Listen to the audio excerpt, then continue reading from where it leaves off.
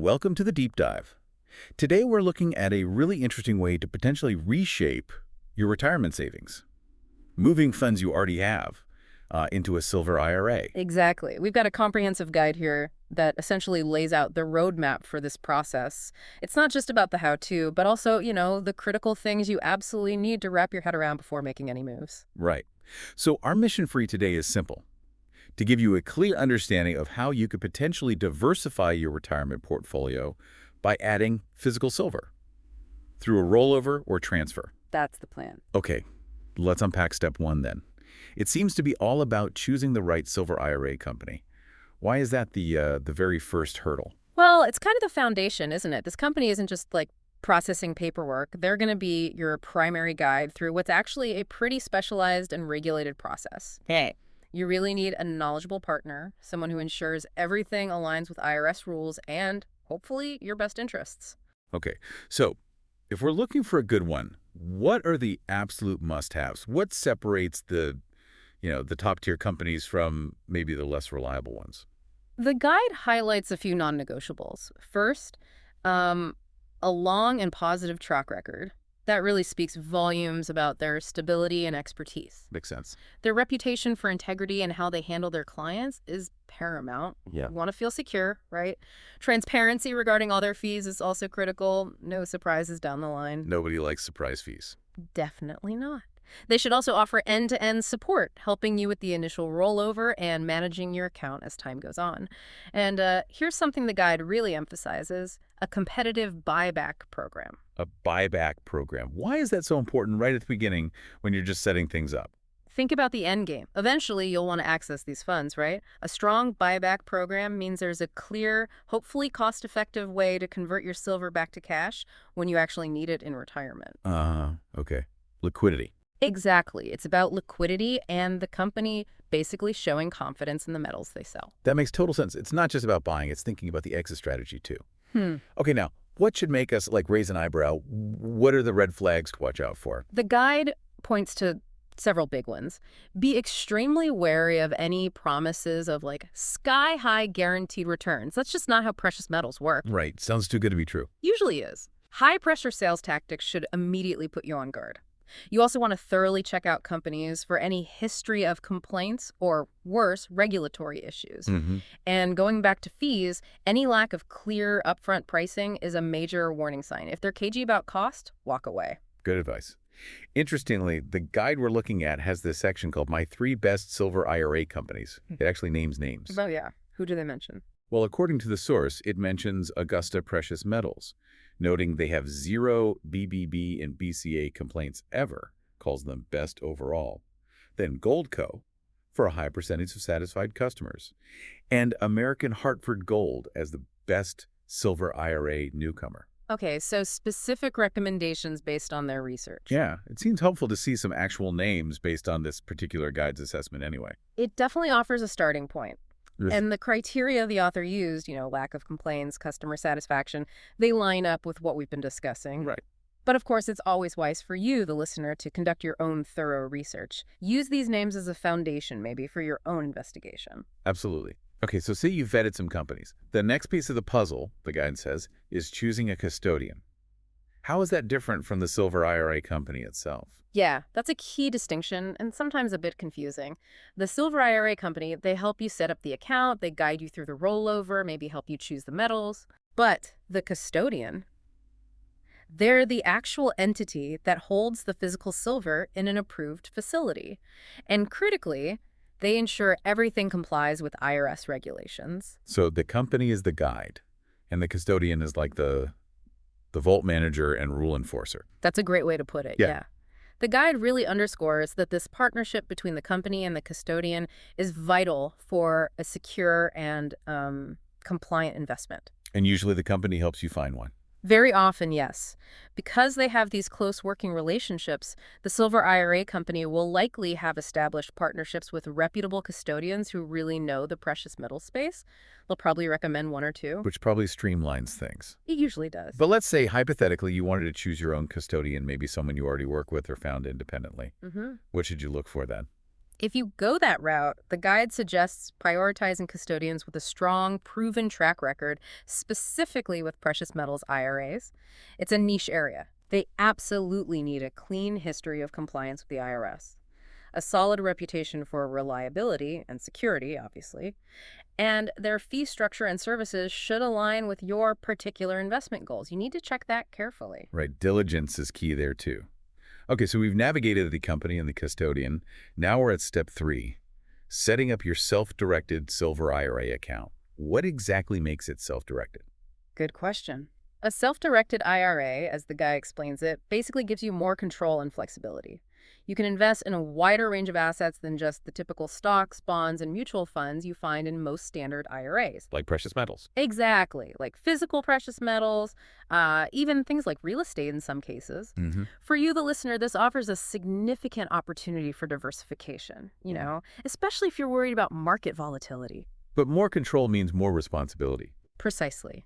This greater control means you take a more active, hands-on role in selecting your investments and making absolutely sure they meet all the IRS rules and regulations. It's definitely not a set it and forget it kind of thing. Okay, and there are different types of Silver IRAs, right? The guide mentions traditional, Roth, and SEPs.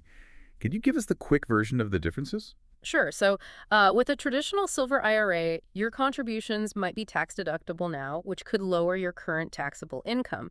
The catch is you'll pay income taxes on your withdrawals when you take money out in retirement. Got it. Pre-tax in, tax later. Right.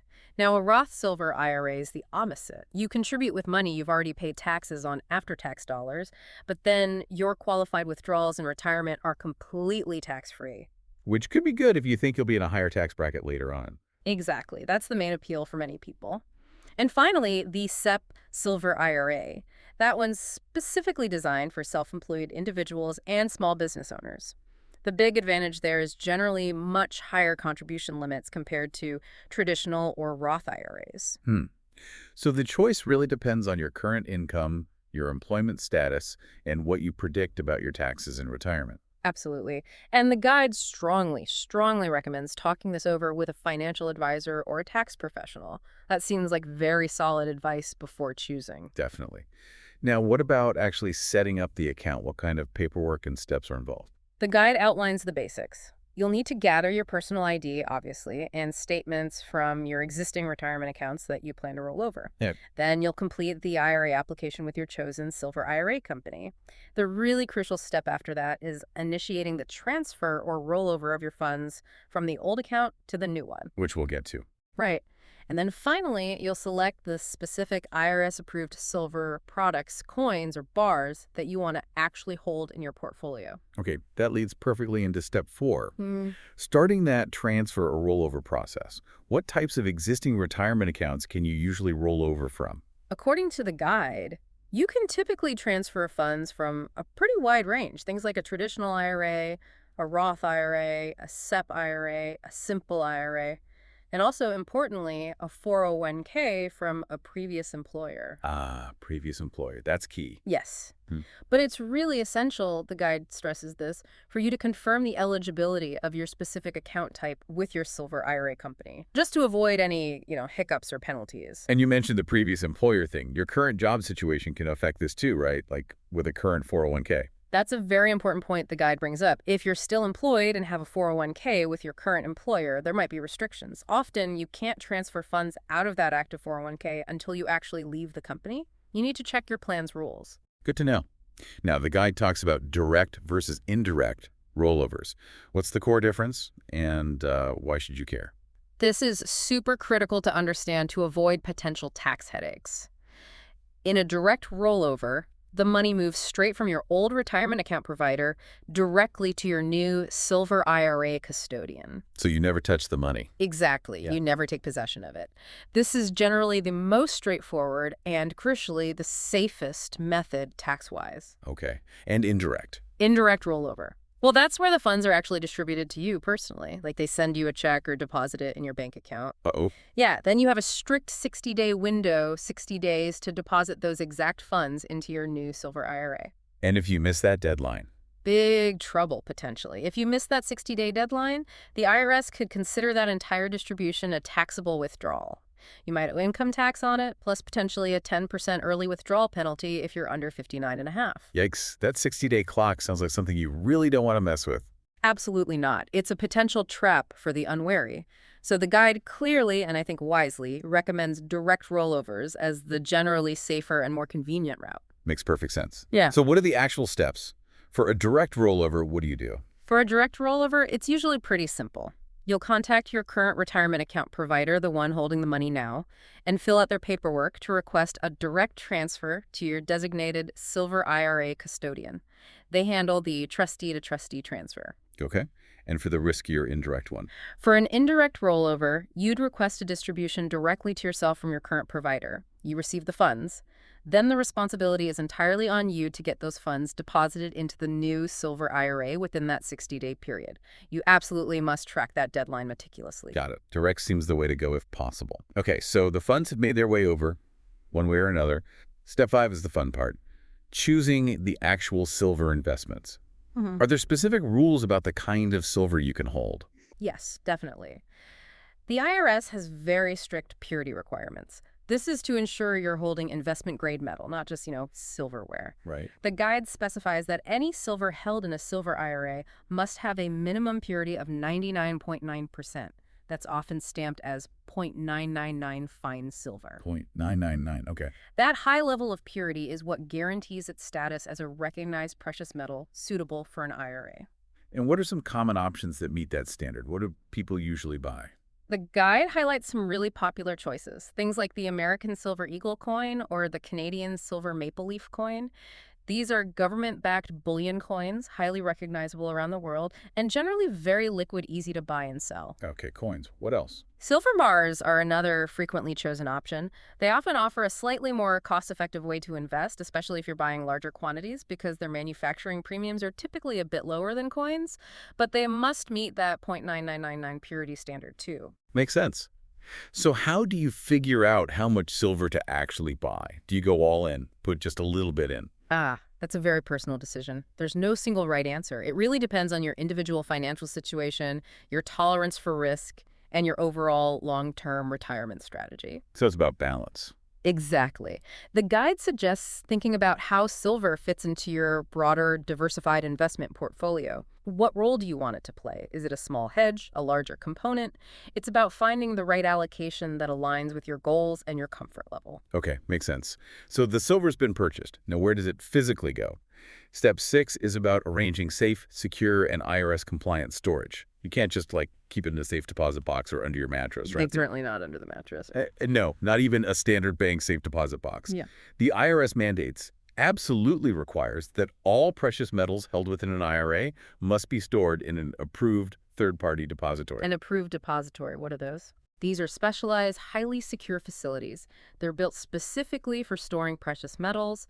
They adhere to very stringent security protocols, and they carry extensive insurance to protect your assets against theft or damage. And the guide mentioned this storage has to be managed by a licensed custodian. Is that the same custodian we picked earlier? Yes, exactly. That loop closes here. Your Silver IRA company will typically work directly with the custodian you chose, the one holding the IRA account, to facilitate the secure storage of your physical silver bars or coins in one of these approved depositories. So the custodian oversees the storage arrangement. Correct. It's an IRS requirement to ensure proper oversight, record keeping, and accountability for your investment held within the IRA structure. Okay. What kind of storage options are usually available within these depositories? Is it all just thrown together? No, you usually have a choice. The guide outlines two main types. The first is segregated storage, sometimes called allocated storage. Segregated. Yeah, it means your specific silver items, your bars, your tubes of coins, are kept separate from everyone else's metal, physically segregated, and clearly identified as belonging only to your IRA. That sounds very secure. It offers the highest level of security and identity preservation. It also provides an extra layer of protection if, in some unlikely event, the depository itself faced financial difficulties. Your specific assets are yours alone. What's the downside? Cost. Generally, yes. Segregated storage is typically a bit more expensive due to the extra space and handling involved. Okay, what's the alternative? The other option is non-segregated storage, which is sometimes called commingled storage. Here, your silver is stored alongside other investors' assets of the exact same type and purity. So your Maple Leaf coins might be stored with other people's Maple Leaf coins. Precisely. It's still within the same highly secure, insured, IRS-approved facility, but your specific coins aren't separated out. It's generally more cost-effective. So the choice depends on your preference for that absolute segregation versus cost savings. Exactly. It comes down to your personal comfort level with security versus budget considerations. Both are IRS compliant. Right. Okay, finally, step 7 is about managing your Silver IRA investment over the long haul. What does that involve? It's not like stocks where you get daily quotes easily. True, it's a bit different, but ongoing management is still important. The guide suggests regularly reviewing your account statements from the custodian. These will show your holdings and their estimated value. Okay. It's also wise to stay generally informed about market trends in precious metals, just so you have a sense of how your investment is performing relative to the broader market. And taxes and reporting. You also need to ensure ongoing compliance with IRS reporting requirements. Thankfully, your custodian typically handles most of this. They'll provide you and the IRS with the necessary annual reports, like Form 5498, detailing your holdings and their value. That's helpful. And looking way down the road, you'll also want to consider your options for taking withdrawals in retirement.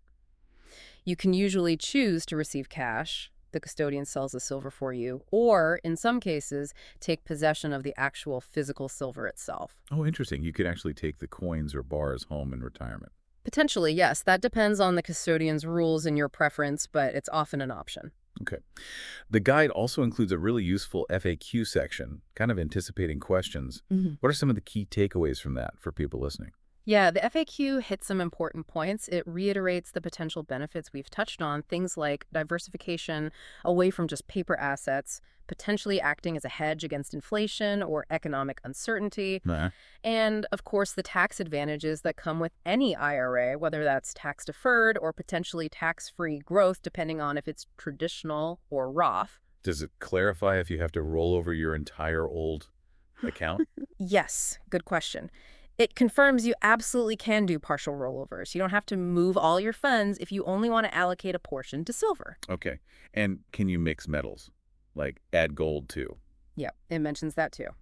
As long as they meet the IRS purity and type standards, you can include other approved precious metals like gold, platinum, and palladium within the same self-directed IRA. How long does this whole rollover process usually take? The guide gives a general time frame, typically ranging from maybe 2 to 6 weeks.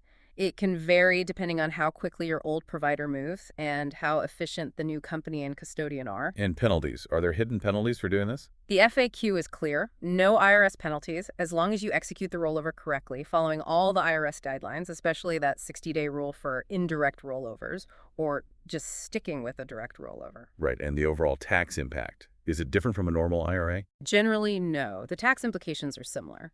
Contributions to a traditional silver IRA might be deductible. Growth is tax-deferred. Roth contributions aren't deductible, but qualified withdrawals are tax-free. But again, the guide strongly advises consulting with a qualified tax advisor for personalized advice. Tax situations are complex. Absolutely. Okay, so to quickly recap the journey here, we've walked through the 7 main steps according to this guide. 1, pick the right company, do your homework. 2, choose a custodian, often facilitated by the company. 3, set up the specific self-directed IRA account, understanding the types. 4, initiate the transfer or rollover, preferably direct. 5, choose your actual IRS-approved silver. 6, arrange for that secure approved depository storage. And 7, the ongoing management, tracking, and reporting. It definitely sounds like a process that requires careful thought and due diligence at pretty much every single stage. Precisely.